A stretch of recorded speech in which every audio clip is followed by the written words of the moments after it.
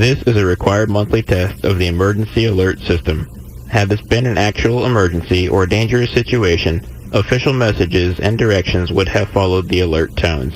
This test is brought to you by the Florida Division of Emergency Management, the Florida Association of Broadcasters, and your local broadcast station or cable provider. This concludes the required monthly test.